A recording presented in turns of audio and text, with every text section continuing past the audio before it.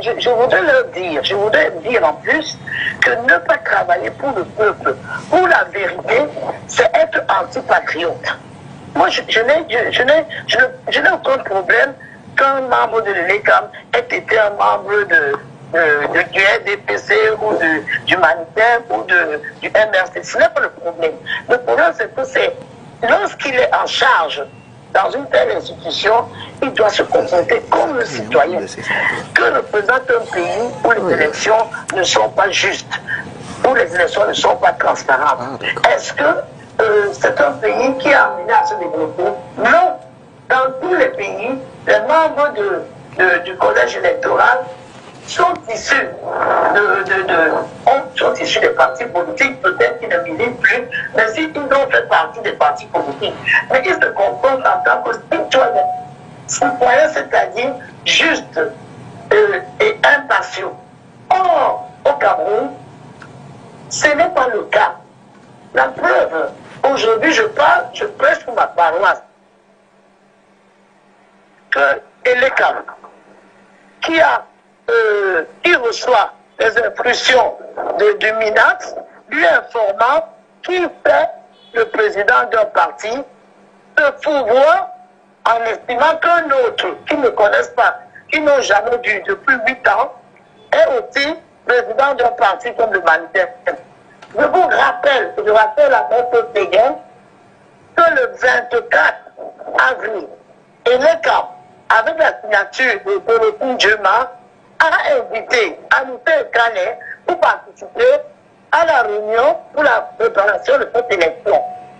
Le 25 juin, c'est-à-dire un mois avant, Madame Dorothée Djema, de sa main, a signé une lettre invitant le président Anouté Kane, comme président du Manigem, à venir assister à la réunion des partis politiques.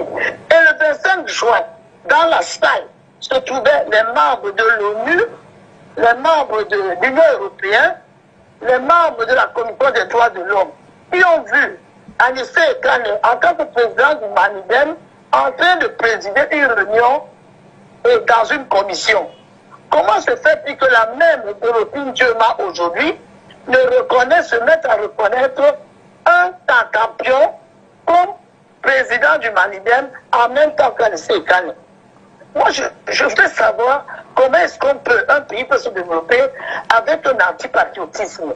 Je rappelle aussi à Maître Tengen qui est issu du RDPC, que vaincre sans péril ou triompher sans gloire. Mes parents m'ont toujours dit de ne combattre que des adversaires à ma taille. Si on n'est pas à ma taille, je ne vous combats pas. Le RDPC a peur, tellement peur du candidat Maurice Kamto, qu'il faut trouver toutes les astuces du monde pour empêcher Maurice Kamto d'être le candidat du Manigem. C'est quand même incroyable. Et depuis, le RDPC n'a pour seul adversaire que Maurice Kamto. Ça veut dire que le RDPC sait que Maurice Kamto est leur vrai adversaire. On ne parle que des autres candidats. Il y a beaucoup de partis, de candidats qui ont été retoqués. Mais on ne parle que de Maurice Kamto. Je dis bien, il faut apprendre à combattre les adversaires à sa taille. C'est comme ça qu'on grandit, qu'on se grandit. Voilà, c'est mon premier jet. Alors, Maître Georges Tegem, est-ce que l'ELECAM jouit d'un statut qui le met à l'abri des pressions et garantit son indépendance? Justement, analyse à la lumière des faits que vient de présenter Madame Marianne Simon et Kanem, mais également le MINAT qui convoque le directeur des élections, ou encore le MINAT qui écrit à Elections Cameroun pour lui dire, par exemple, de reconnaître, dans le cas du PCRN, Robert Kona comme étant le président du parti camerounais pour la réconciliation nationale, au mépris des décisions de justice. Est-ce que l'ELECAM jouit vraiment d'un statut qui le met à l'abri des pressions? Vous savez, c'est écrit dans la loi que l'ELECAM ne reçoit d'instructions de personne. C'est écrit noir sur blanc. Simplement, il y a une collaboration qui doit se faire entre l'ELECAM et le MINAT, puisque le MINAT est l'agent de l'État au sein du processus électoral, qui est un processus inclusif. J'ai écouté tout à l'heure Mme Ekane qui intervenait depuis Paris. Elle m'interpelle et dit que l'ELECAM doit désigner le président d'un parti politique. Ce n'est pas le rôle de l'ECAM. Puisque la loi 90/056 sur les partis politiques dit très bien comment ça se passe à la tête des partis politiques. Et l'ECAM n'a pas apprécié. Et surtout, l'ECAM n'a jamais dit ce qu'elle dit. l'ECAM n'a pas dit que c'est elle qui est présente, elle n'est pas, non. l'ECAM a dit, dans les motifs, en tout cas si j'ai bien lu, que double investiture. C'est pour ça qu'on a rejeté. Donc il y avait 2 lettres d'investiture. Ça a créé un problème. Donc moi je pense que ce ne soit pas le même cas au RDPC, parce qu'au RDPC c'est bien écrit, il n'y avait pas de lettre d'investiture. Ce qui est différent de 2 lettres d'investiture. Pour reprendre... Qui écrit les lettres d'investiture? C'est le représentant du parti politique. Mais dès que l'ECAM a 2 lettres d'investiture, même si vous n'êtes pas le représentant, c'est ce que moi j'ai vu, j'ai cru comprendre à la lecture des décisions. Parce que dans le cas de M. Taylor, qui est notre camarade au RDPC... Il n'avait pas de lettre d'investiture du RDPC. Non, il n'avait pas de lettre d'investiture dans son dossier. Il n'avait pas de lettre d'investiture. Parce que s'il avait fait une lettre d'investiture à son nom, on aurait été dans la même situation que le Manidem. Le Manidem. Ou alors, j'ai suivi le professeur Couvendor. Il a même s'est exprimé, la femme qui vend le poisson en face de l'université avec du piment, qui a déposé le dossier. Il dit, j'ai échappé belle. Si elle avait mis une lettre d'investiture, j'aurais été cautionné. Il l'a dit. Donc, moi, je pense que la décision me paraît plutôt juste. Et puis, contrairement à ce que vous croyez, Mme Ekane, au RDPC, on n'a aucun problème contre qui que ce soit et on n'a pas peur d'affronter qui que ce soit. Au contraire, je voudrais rappeler ici, vous le savez très bien, qu'on a déjà eu d'autres élections, notamment en 2013 et 2018 avec ce parti politique. Et je ne pense pas qu'on a eu beaucoup de difficultés pour les gagner aux dernières élections. En 2013 En 2013. En 2018 En 2018, on a affronté ce parti politique. Et je voudrais rappeler également à Mme Ekane que le dirigeant de ce parti politique, le président national du RDPC, par ailleurs président de la République, n'a pas eu de crainte à le prendre pour assurer la défense du Cameroun dans un procès mémorable. Il n'a pas eu de crainte pour le prendre pour le nommer doyen de faculté, ni le nommer ministre délégué. Ça veut dire qu'il n'a aucune animosité vis-à-vis de qui que ce soit. Simplement, on confond tout, on confond le monsieur, le président de la République. C'était avant ou après l'entrée en politique de l'homme dont on parle? C'était avant ou après son entrée en politique, les faits que vous citez? Moi, ce que je sais, c'est que le monsieur dont vous parlez était un politicien. Vous ne faut pas dire que vous n'êtes pas politicien et vous êtes ministre de la République. Il était quand même ministre de la République. Ça veut dire qu'il est politicien. Un ministre n'est pas politique. Vous connaissez un ministre qui n'est pas politique? Peut-être que je ne sais pas dans quel pays il y a un ministre qui n'est pas politique. Dès que vous êtes même parti de la société civile, je vais vous rappeler, vous qui êtes en France, l'ancien Premier ministre que le président Macron allait chercher dans la société civile, dès qu'il est devenu Premier ministre, il est devenu politique. Donc, moi je pense qu'il n'y a pas de crainte, parce que vous dites à vaincre sans péril, on périt en triomphe sans gloire. Le RDPC n'a aucun problème avec qui que ce soit. Le RDPC fait confiance à l'ECAM et invite les autres Camerounais à faire confiance à l'ECAM. Parce que nous pensons que c'est une institution qui est crédible et qui ne pourra pas jouer son rôle avec efficacité si nous ne nous approprions pas l'ECAM. Déjà, c'était l'administration territoriale, c'était critiqué, c'était l'ONEL, c'était critiqué, c'est l'ECAM, c'est critiqué. Même si on dit que c'est Mme Ekane, vous serez critiqué, Mme Ekane. Donc la société est ainsi faite puisque aucune œuvre n'est parfaite, même l'émission que nous faisons sera critiquable. Donc quelqu'un peut donner un avis dessus. Quel que soit ce que l'on fera, les gens se trouveront à redire. Mais au RDPC, on n'a pas peur de qui que ce soit. Et l'ECAM fait son travail. Nous respectons le travail de l'ECAM. Le Conseil constitutionnel fera le sien. Nous respecterons leur travail. Et nous invitons les Camerounais à respecter ces institutions parce que nous avons des avis différents sur tous les sujets. Ce sont nos institutions qui nous départage. Très bien. Damien Macon, il y a la loi, il y a la réalité des faits. Maître Teguem parle d'une collaboration étroite entre Elections Cameroun et le ministère de l'administration territoriale. Mais rappelez à l'ECAM, malgré les décisions de justice, que Robert Kona doit être celui qui parle au nom du PCRN. Est-ce que ça rentre dans le cadre de cette collaboration? Non, je ne crois pas. D'abord, sur le plan juridique, je reviens rapidement sur ce que Maître Teguem a dit. Si on avait voulu que les membres d'Elections Cameroun soient indépendants, que ce soit à la direction générale ou au conseil électoral, on aurait pu faire en sorte que le mandat des membres d'Elections Cameroun soit au-delà du mandat du président de la République. On leur aurait donc conféré une certaine autonomie. Sauf que lorsque vous prenez la loi que Maître Teguem évoque à l'article 8 alinéa 5 pour ce qui est des membres du conseil électoral ou à l'article 20 alinéa 1 pour ce qui est des membres de la direction générale, notamment le directeur général et le directeur général adjoint d'Elections Cameroun, leurs mandats sont respectivement de 4 ans éventuellement renouvelable, de 5 ans éventuellement renouvelable. Si celui qui vous nomme a un mandat plus long que vous, alors il vous tient en laisse. Ça, c'est une première chose. Deuxième chose... Est-ce que ça ne peut pas également être compris dans le fait de ne pas vouloir qu'il s'éternise et donc qu'il mette en place des rouages pour effectivement contourner la loi? Ce qui importe, c'est de leur donner des coups de franche pour qu'ils puissent travailler. Est-ce que vous pensez qu'en leur donnant 1 ou 2 ans, ça les empêche de faire quoi que ce soit? Ça leur empêche. Ils feront, s'ils n'ont pas de bonnes intentions, ils feront ce qu'ils ont à faire. Ça, c'est une première chose. Une deuxième chose, vous avez suivi cette petite passe d'armes entre Maître Degem et Madame Ekane, justement parce que, je vous l'ai dit au début, Elikam refuse, d'ailleurs, même la loi ne lui permet pas d'avoir une dimension juridique. Ce que Maître dit, la motivation de la décision n'est pas un élément qui démontre que Elikam embrasse la dimension juridique que les autres organes devraient avoir. D'abord, Maître Degem nous fait savoir que c'est parce que l'élection Cameroun est en anglais qu'il n'y a pas autonome. Je ne savais pas que le port autonome de Douala ne s'appelle pas Port Authority of Douala à Douala. Donc je crois que le mot autonome ou indépendant, les mots autonome et indépendant ont bien leur pendant en anglais. Et donc si on avait voulu que ce soit des épithètes de ces élections, on l'aurait fait. Maintenant, pour ce qui est de la collaboration entre Elections Cameroun et le MINAT, est-ce qu'il est normal que lorsqu'Elecam reçoit 2 dossiers, il demande au MINAT de lui dire lequel des 2 est à même de parler au nom du parti politique? Et pourtant, c'est ce qu'ils font. Dans certaines situations, c'est ce qu'ils font.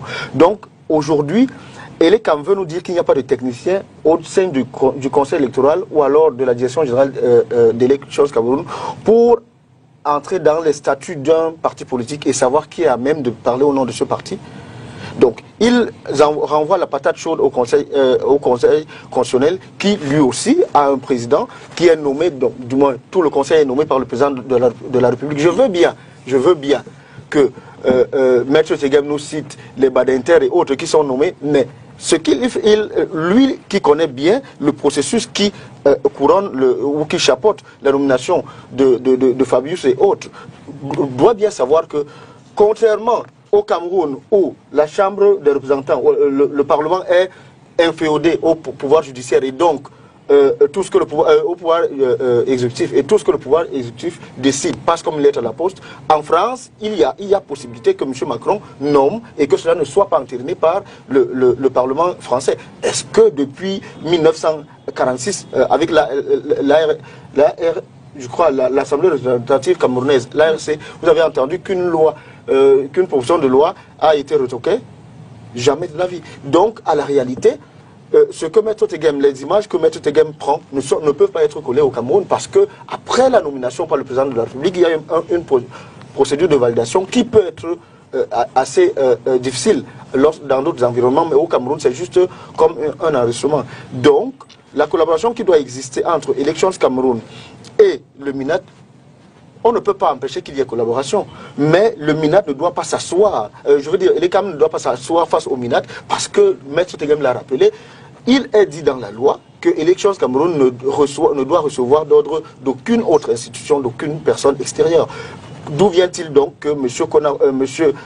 Paul Atangandi envoie un courrier à Elections Cameroun leur demandant de reconnaître comme président du PCRN un non-membre ou alors un ancien membre? Donc, je crois qu'il y a là une preuve que Elections Cameroun n'a malheureusement pas les coups de franche. Alors, Madame Ekane, vous êtes avec nous.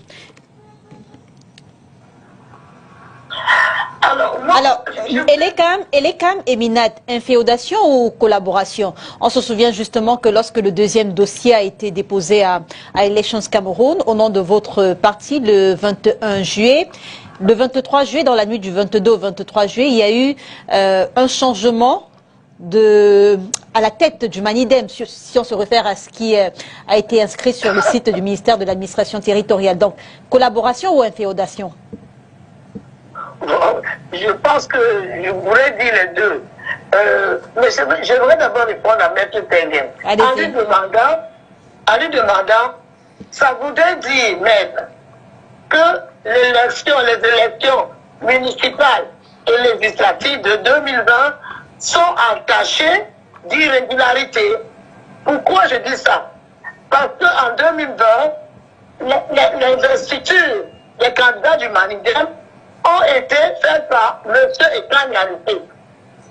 Comment se fait-il qu'à ce moment-là, Elekam, qui semblait dire qu'il y a pluralité des instituts, ne s'est pas rendu compte que Anissé Ekane n'était pas le vrai président du Manidem. Mais il y a eu des élections. Donc ces élections de 2020 sont entachées d'irrégularité. Donc il faudrait bannir le conseiller que le Manidem a eu.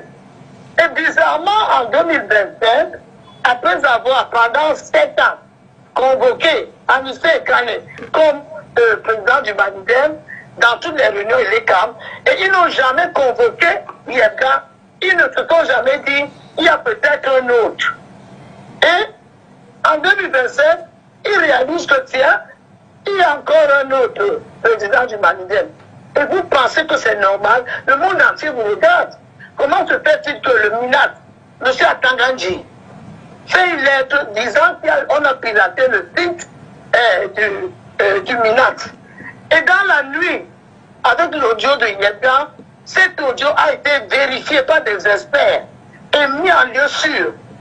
M. Yebga dit qu'il est entré dans le site du MINAT, il a changé les noms, il a même biffé le nom de Mme Ticho, qui est notre trésorière. Et jusqu'à aujourd'hui, le MINAT ou le procureur de la République ne porte pas plainte à M. Yebga ou à X pour cybercriminalité. Mais M. Tengue, le monde entier nous regarde. Le monde entier nous regarde. Comment est-ce possible? Comment est-ce possible pour un parti qui se dit fort, implanté partout? Comment pouvez-vous avoir peur des petits partis? Qu'est-ce qui vous arrive? Le monde entier nous regarde. Le monde entier nous regarde naître. Donc les élections de 2020 sont entachées d'une grande irrégularité. Et vous ne faites rien. Et Mme Dioma se réveille pour dire qu'il y a un autre président. C'est possible que dans un pays normal, que le site du MINAT soit piraté par un individu qui s'en réclame et en rigolant. Et jusqu'aujourd'hui, il n'y a aucune plainte pour cybercriminalité. Vous êtes sérieux? Vous êtes sérieux? Et vous voulez que les jeunes Camerounais puissent avoir confiance en Elekam ou au Conseil constitutionnel? Vous êtes sérieux? Mais enfin, réveillez-vous. À un moment, il faut dire stop. Il faut dire stop, M. Tengue. Très bien. Il faut dire stop. Très bien. La prise de parole de Mme Marianne Simone Ekane m'amène justement à interroger le pouvoir exclusif de nomination des membres d'Elections Cameroun par le président de la République, qui est également président d'un parti politique, le RDPC notamment. Est-ce que ça a un impact finalement sur le fonctionnement d'Elections Cameroun? Je vous ai fait observer ici que, contrairement à ce qu'a dit le représentant du PCRN, les membres du Conseil constitutionnel ne sont pas tous nommés par la même personne. Il y a pas le président du Sénat, pas. Donc, c'est. Et vous avez dit. On parle d'Elekam. Je vais revenir sur la question. D'accord. Vous avez dit en France, il y a possibilité de modification. Pourquoi la gauche a toujours nommé un homme de gauche et la droite toujours un homme de droite et c'est passé? Quand la droite était au pouvoir en 1981, c'était Daniel Meyer, il était de droite. Quand la gauche est arrivée au pouvoir, ils ont eu 2 présidents du Conseil constitutionnel successifs. Quand la droite est revenue au pouvoir, ils ont remis un homme de droite. Ça s'est fait comme ça en France et tout le monde l'a vu. Et c'est pas pourtant que la presse n'en parle pas. La presse en parle. Et la presse dit, mais on est obligé de faire avec, parce qu'il y aura toujours quelqu'un qui viendra de quelque part.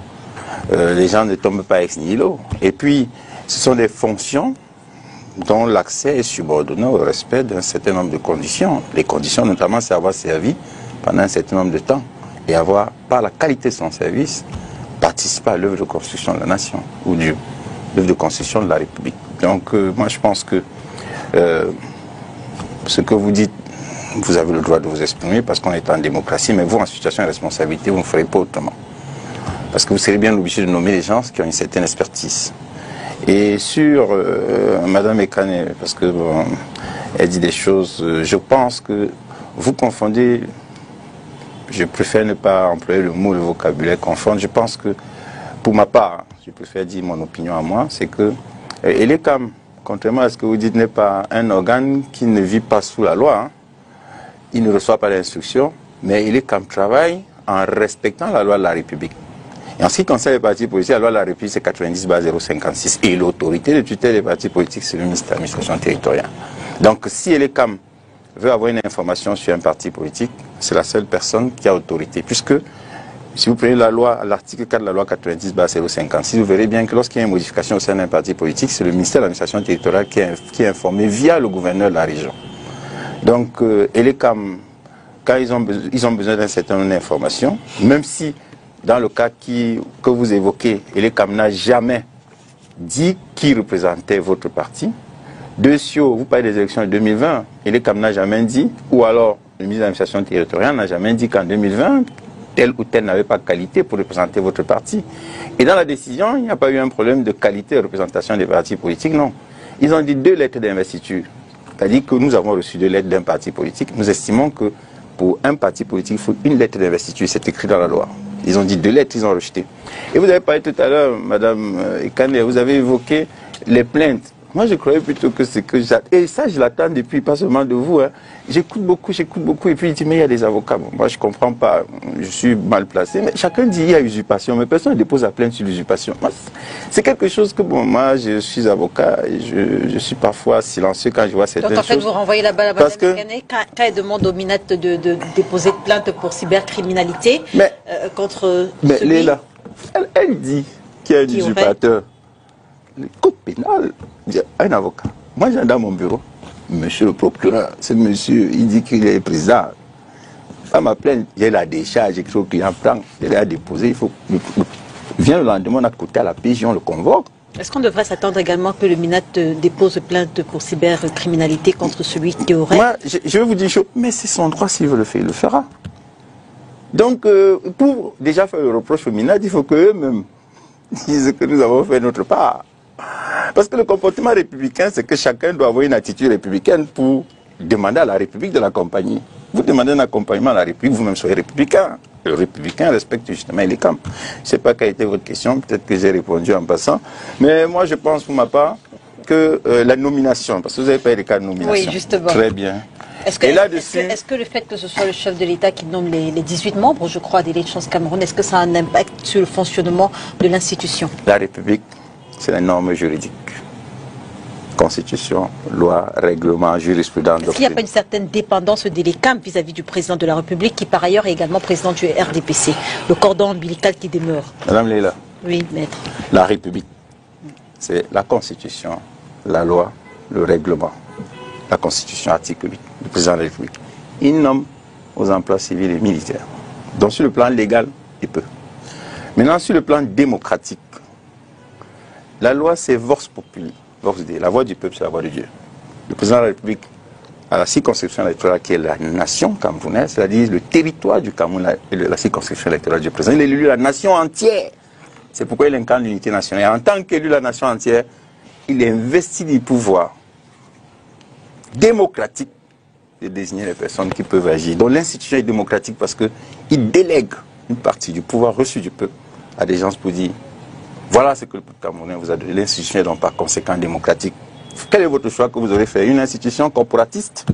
C'est-à-dire, on aurait dit par exemple que Elections Cameroun est un organe en charge des élections. On désigne les fonctionnaires de l'administration territoriale, c'est-à-dire qu'on prend un pouvoir dans l'État, on confie à une corporation. Tout à l'heure, parce que moi je pense, pour ma part, tout à l'heure, on fera la comparaison avec la façon dont sont nommés les membres des commissions électorales indépendantes dans d'autres pays comme le Gabon ou encore même le Mali. Mais poursuivez. Tout à fait. Donc moi, pour ma part, je pense que, sans faire de comparaison, moi je suis un républicain et démocrate. Ce que j'aime, c'est lorsque la démocratie s'exprime. J'aime que dans mon pays, et ça c'est mon avis, il peut être combattu par quelqu'un d'autre, que dans mon pays, lorsque les gens ont des postes de responsabilité, que je sente que les personnes ne sont pas nommées par la voie corporatiste, bref, que je ne sens pas les problèmes identitaires, qu'il n'y ait pas de problèmes corporatistes. Parce que tout ça, tout ce qui est isme-là, communautarisme, non. Dès que l'institution est démocratique, dès que les gens sont démocratiquement nommés, pour moi, ça ne me gêne pas. Les craintes nourries par le statut de Paul Biya qui, en même temps, président de la République et président du RDPC, vous en parliez tout à l'heure, sont-elles légitimes? Je veux dire, crainte quant à la nomination des membres d'Élections Cameroun. Un parti politique, on le sait, est fait pour conquérir le pouvoir. Et j'imagine que le chef d'un parti politique, il s'assure des victoires de sa formation. Les craintes donc de ceux qui ne sont pas de ce parti politique sont légitimes. Mais si vous permettez une petite digression, j'aurais pu ne pas en parler, mais lorsqu'on est titillé comme cela, on est obligé. Vous savez, j'espère que ce que Mme Ekane dit là, c'est parce qu'ils vont aller dire au Conseil constitutionnel. Je l'espère, parce que s'ils utilisent ces arguments, ils seront déboutés. D'abord, M. Ekane a été invité par Elections Cameroun, il était dans une commission, etc., etc. Et là, ils viennent d'utiliser un argument qui est complètement... je ne comprends pas. C'est-à-dire que moi, celui qui m'a investi pour être candidat à la mairie de Matom, au conseil municipal de Matom, c'est le président du parti. Il n'existe dans aucun statut d'un parti politique au monde où le président national investit le candidat à l'élection présidentielle. Ça n'existe nulle part. Nulle part. Qui investit? Parce que si le président national a le pouvoir à lui seul d'investir le candidat à une élection présidentielle, on n'est plus en démocratie dans cette affaire. Donc si c'est ce genre d'arguments qui s'en vont utiliser au Conseil constitutionnel, ils auront des problèmes. Parce que, moi je vous prends le cas du PCRN, je peux vous prendre le cas de tous les partis politiques qui existent au Cameroun. Pour qu'on investisse un candidat à l'élection présidentielle, il y a un organe qui est au-dessus du président national qui se réunit et statue et donne le pouvoir au président national plus tard de signer la lettre d'investiture. Donc, lorsque vous dites que Ekane a signé la lettre d'investiture d'un candidat à l'élection municipale, et donc de ce fait, il a le pouvoir de signer la lettre d'investiture d'un candidat à l'élection présidentielle, il y a un problème. Nous souhaitons que la candidature du Manidem, qui signe la lettre d'investiture? Le président national. Nous souhaitons, madame, nous souhaitons que la candidature du Manidem soit rétablie. Si jamais elle respecte toutes les lois de la République. Mais si c'est ce genre d'argument-là que Ekane a signé des lettres d'investiture, nous essayons de tirer la sonnette d'alarme pour que si c'est ce qu'ils allaient utiliser au Conseil constitutionnel, qu'ils changent ça immédiatement. Parce que vous me posez la question de savoir qui investit.